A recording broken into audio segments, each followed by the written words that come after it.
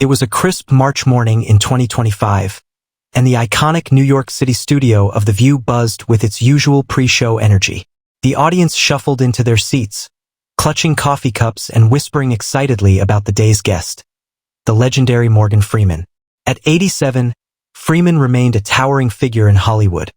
His voice alone could soothe a nation or command a room, a rare blend of gravitas and warmth that made him a cultural treasure. Today, he was there to promote his latest passion project, a documentary series called Echoes of Eternity, which explored humanity's fragile place in the cosmos. The stage was set for a blockbuster episode. Backstage, Whoopi Goldberg adjusted her signature glasses and sipped her herbal tea, her mood as unpredictable as ever. She'd been moderating The View for nearly 2 decades, a role that had cemented her as both a beloved icon and a lightning rod for controversy. Her co-hosts, Joy Behar, Sarah Haynes, Sunny Hostin, and Alyssa Farah Griffin, chatted among themselves, flipping through notes about Freeman's career highlights. Joy cracked a joke about Freeman narrating her life. "I'd sound a lot wiser than I am," while Sunny prepped a question about his environmental activism. The vibe was light, almost routine. No one could have predicted the fireworks about to erupt. The lights dimmed, the theme music swelled, and the host strode onto the set to thunderous applause. Whoopi, in a flowing purple tunic, took her spot at the center of the table, flashing a grin. "Welcome to The View, y'all. We've got a big show today," she began, her voice carrying that familiar mix of sass and authority. "Our guest is a man who needs no introduction, Oscar winner, voice of God, and the guy who made penguins sound profound. Please welcome Morgan Freeman." The crowd erupted as Freeman emerged, his gait steady but deliberate, dressed in a sharp gray suit that screamed understated elegance. He waved modestly, his trademark half-smile lighting up the room, and settled into the guest chair next to Whoopi. The audience hung on his every move, already enchanted before he'd said a word. "Good to be here," he said, his deep timbre rolling through the studio like a warm breeze. "I always enjoy a good conversation." The first few minutes went smoothly. Sarah asked about Echoes of Eternity, and Freeman leaned into it, his passion evident. "It's about time," he said, eyes twinkling. "Not just clocks and calendars, but the deep time of the universe, billions of years where we're just a blip. Makes you think about what we're doing with our moment." The hosts nodded, captivated, and the audience clapped approvingly. Sunny jumped in with a question about climate change, tying it to his past documentaries. Freeman's response was measured but pointed. "We've got a responsibility, not just to ourselves, but to everything that came before us and everything that might come after." Whoopi, ever the ringmaster, kept things moving. "You've narrated the end of the world a few times now," she quipped, drawing laughs. "You ever get tired of telling us we're doomed?" Freeman chuckled, a low rumble that felt like it could shake the walls. "Well, Whoopi, I figure if I keep saying it, maybe someone will listen before it's too late." It was a classic Freeman moment, humor with an edge of truth. The studio hummed with agreement. But beneath the surface, a tension was brewing. Whoopi, perhaps sensing the segment's momentum, decided to pivot. What she didn't know was that her next question would light the fuse on a moment that would leave The View in stunned silence, and Morgan Freeman in complete control. Leaned closer, her grin sharpening. "Come on, Morgan, don't give me the narrator version.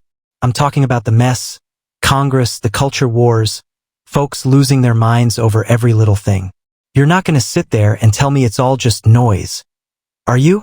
Pick a side." The crowd tittered, sensing her push. It was classic Whoopi, goading a guest into the hot seat where The View thrived. Freeman's smile faded just a touch, replaced by a steely glint in his eyes. "I don't pick sides, Whoopi," he said, his voice dropping an octave. "I look at the whole picture. Sides are what got us here. People digging in, yelling, not thinking. You want my take?" We're too busy fighting over the steering wheel to notice the cars headed off a cliff. The audience murmured, a mix of agreement and surprise. It wasn't the fiery soundbite Whoopi had fished for, but it landed like a quiet thunderclap. Undeterred, Whoopi pressed harder. "Okay, fine, no sides. But you can't tell me you don't see the nonsense out there. I mean, half the country's mad about pronouns, the other half's mad about guns, and don't get me started on the TikTok bans. You're Morgan Freeman. Give us something to hold on to. Her voice rose, playful but insistent, and the co-hosts jumped in. Joy chimed, "Yeah, narrate us out of this mess." Sarah added, "What's the Morgan Freeman fix?" Freeman leaned back, folding his hands. "You want a fix?" he said, his tone sharpening. "Stop asking me to play God for you. I'm not here to fix your mess.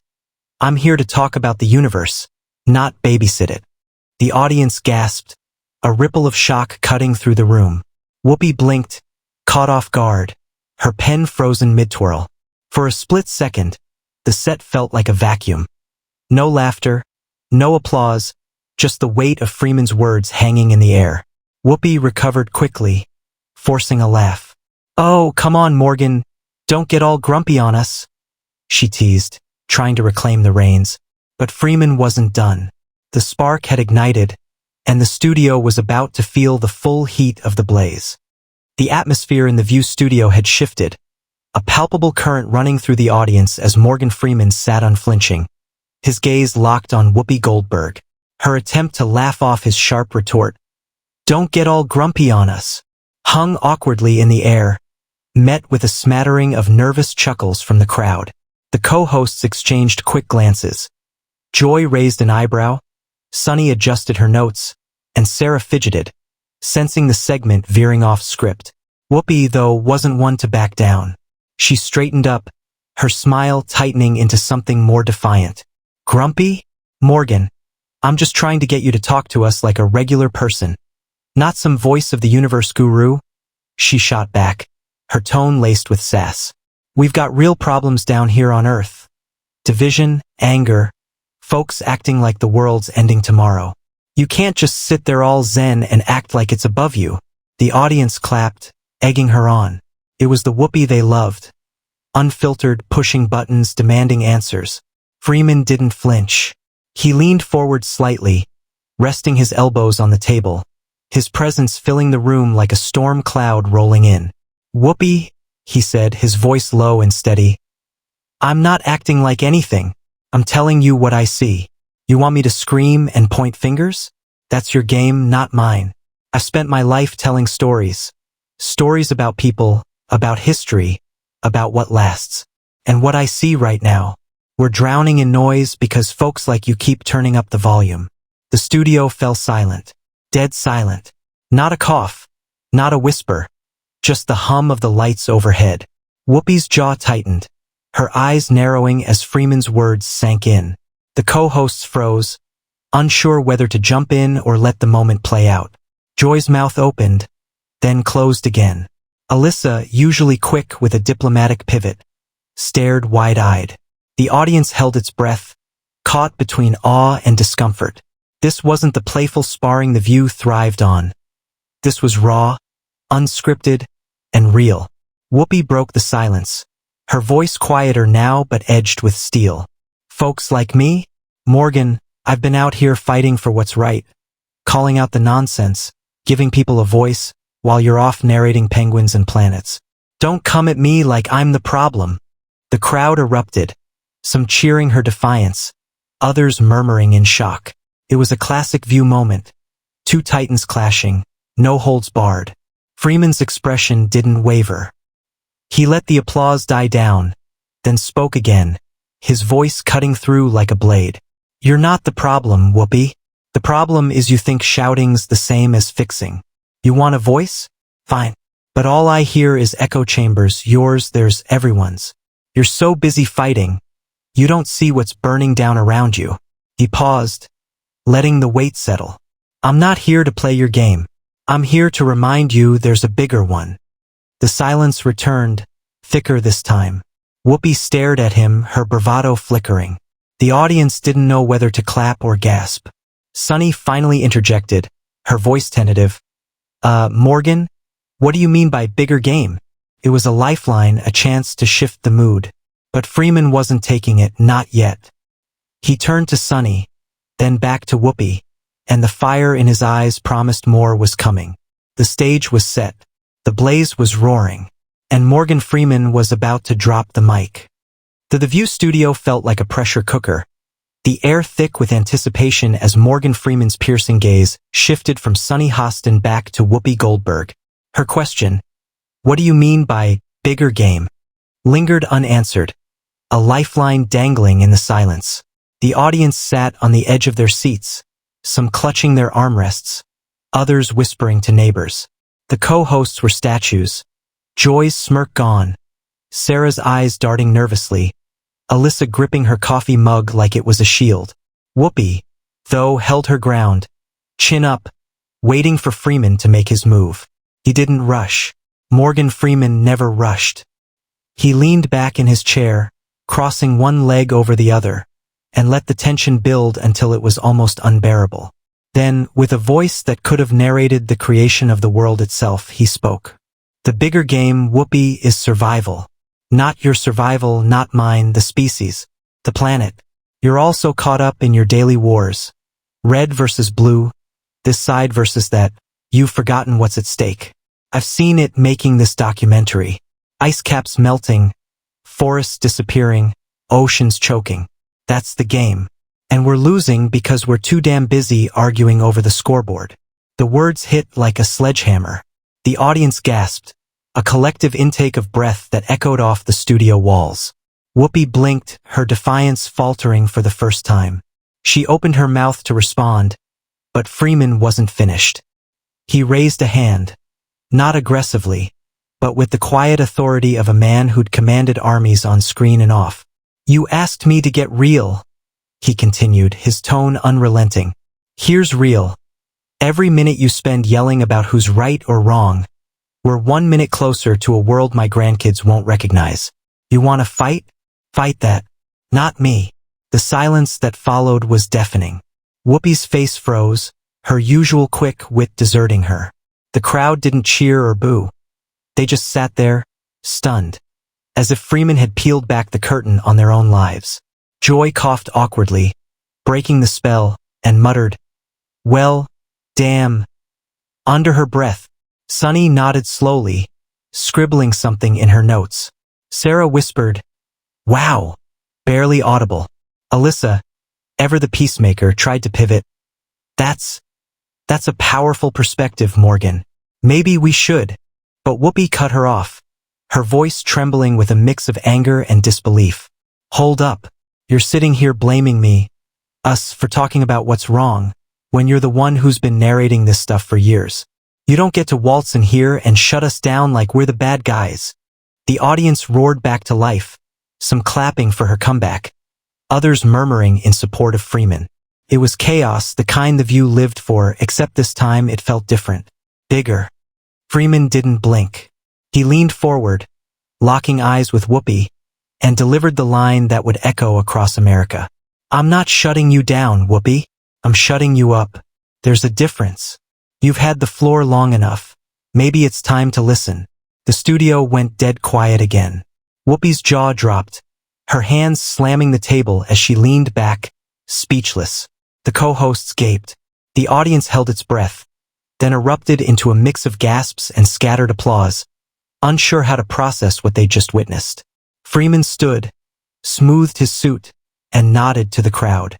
"Thanks for having me," he said simply, then walked off stage, leaving the set and Whoopi in stunned, silent disarray. The mic drop wasn't literal, but it might as well have been. The View studio was a tableau of shock as Morgan Freeman's footsteps faded off stage. His parting words, "Maybe it's time to listen," ringing in the air like a church bell at midnight. Whoopi Goldberg sat back in her chair, hands still pressed against the table, her face a mask of disbelief and simmering fury. The audience, caught in a whirlwind of emotions, buzzed with whispers and uneasy laughter. The co-hosts scrambled to regain control, but the moment had slipped through their fingers like sand. Freeman hadn't just left the stage, he'd left a crater. Joy Behar was the first to break the silence, her voice cutting through the haze. "Well, I guess that's one way to end an interview," she quipped, forcing a laugh that sounded more like a cough. The audience chuckled nervously, grateful for the lifeline. Sunny jumped in, smoothing her notes with shaky hands. He's got a point, though. Climate change, the bigger picture. Maybe we do get lost in the noise sometimes. Sarah nodded vigorously, adding, yeah, but wow, that was intense. Alyssa, ever the diplomat, tried to steer things back to neutral ground. Let's take a quick break, folks. We'll be right back. Whoopi said nothing. She stared straight ahead, her lips pressed into a thin line, as the show cut to commercial. The audience clapped on cue, but the energy was off. Electric, chaotic, unsettled. Backstage, producers huddled in a frenzy, barking orders into headsets. Get Freeman back, one hissed, while another countered, no, let it ride. This is gold.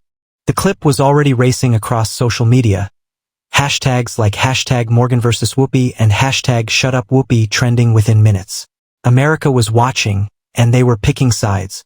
When the show returned, Whoopi had regained her composure, or at least a version of it. She leaned into the camera, her voice steady but clipped. Look, Morgan Freeman's a legend, no question. But I don't sit here every day to be told to shut up. We talk about what matters. Yeah, the planet's in trouble, but so are people right now. He can narrate the universe all he wants. I'm staying in the fight. The crowd cheered, rallying behind her resilience. Joy smirked. He picked the wrong table to mess with, and the laughter flowed freer this time. The segment pivoted to lighter fare. Some celebrity gossip, a cooking demo, but the shadow of Freeman's exit loomed large. By evening, the story dominated cable news. Pundits dissected every word, from Freeman's icy calm to Whoopi's fiery rebuttal. Clips played on loop, captioned with breathless headlines. Morgan Freeman silences Whoopi. The View's most explosive moment yet. Online, fans split into camps. Some hailed Freeman as a truth-teller cutting through the chatter. Others defended Whoopi as a warrior for the everyday struggle. Memes flooded X. Freeman's face over a Morgan Freeman narrates your doom caption. Whoopi glaring with, not today, sir. It was peak American pop culture, raw, divisive, and impossible to look away from. Days later, Freeman released a statement via his team. I stand by what I said. The View's a platform, but it's not the only one. We need to hear each other, not just shout. Whoopi, on the next episode, offered a wry grin. Morgan still invited back. Bring your narration, but leave the mute button at home. The audience roared and life moved on. In the end, it wasn't about winners or losers. It was about two icons, two Americas, colliding live on air. A reminder that even in the noise, there's a hunger for something deeper. The studio fell silent that day, but the echoes carried on, reverberating through a nation that couldn't stop listening.